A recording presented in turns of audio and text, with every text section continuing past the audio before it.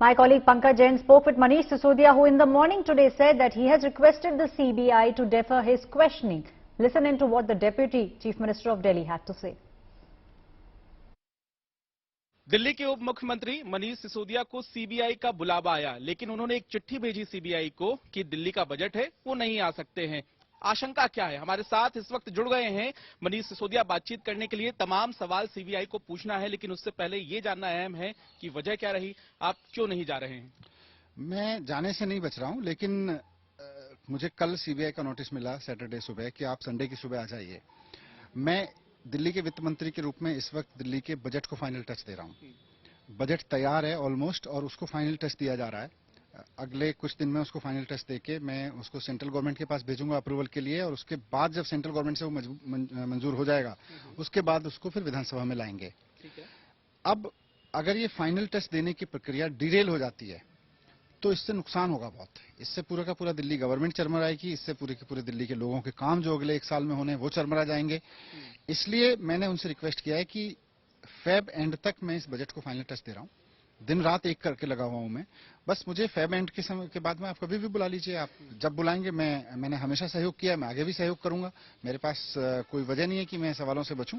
बस ये है कि फेब एंड तक मैंने उनसे समय मांगा है। लेकिन इसमें सवाल यही है कि आपने ट्वीट किया कि मैं जांच में सहयोग करूंगा, मैं पूछताछ में जाऊंगा, तो अचानक से क्या हुआ? आपको आशंका क्या है और आपको क्या नजर आ रहा है इस पूछताछ में, और क्या आप तैयार हैं? नहीं, सवाल जांच में सहयोग करने का ना करने का है ही नहीं। मैं तो हमेशा करता रहा हूं और मैंने सारे सवालों के जवाब दिए हैं।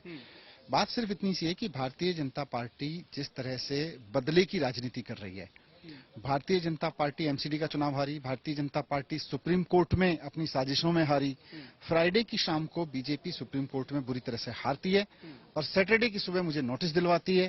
संडे के सुबह हाजिर किया जाता है कि साहब संडे की सुबह आप हाजिर हो जाइए। तो इसका मतलब बीजेपी कहीं ना कोई इस तरह की साजिश रच रही है ना।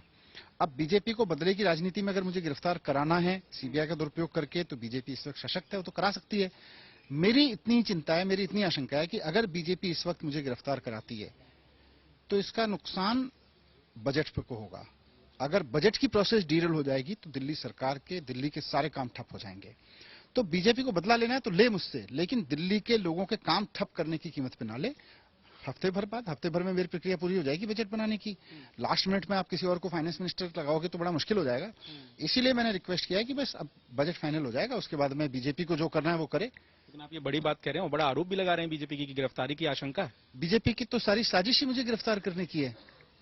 बीजेपी ने फ्राइडे को शाम को हारते हैं, सैटरडे सुबह नोटिस दिलवाते हैं, संडे सुबह के हाजिर होने का।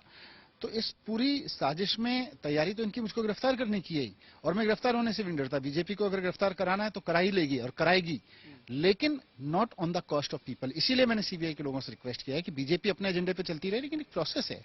अगर एक फाइनेंस मिनिस्टर आपसे रिक्वेस्ट कर रहा है कि मुझे फाइनल टच देना है बजट को, तो आई एम श्योर कि सीबीआई के अधिकारी इसको संज्ञान में लेके मानेंगे। अरविंद केजरीवाल जी ने ये कहा कि पंजाब में तो काफी फायदा हुआ शराब नीति से, आप भी यही मानते हैं? देखिए, दिल्ली की शराब नीति एक बहुत शानदार शराब नीति थी। जो एक्साइज पॉलिसी हमने बनाई, उससे जनता से लेकर सरकार तक सबको फायदा हो रहा था। कुछ माफिया को नुकसान हो रहा था। उस माफिया के तहत, और उस माफिया की बीजेपी से साठगांठ होगी, तो उसने अपना जो भी बीजेपी ने किया है, बीजेपी का ये सच भी एक्सपोज होगा, ये झूठ भी उनका एक्सपोज होगा, इसका भी सच सामने आएगा।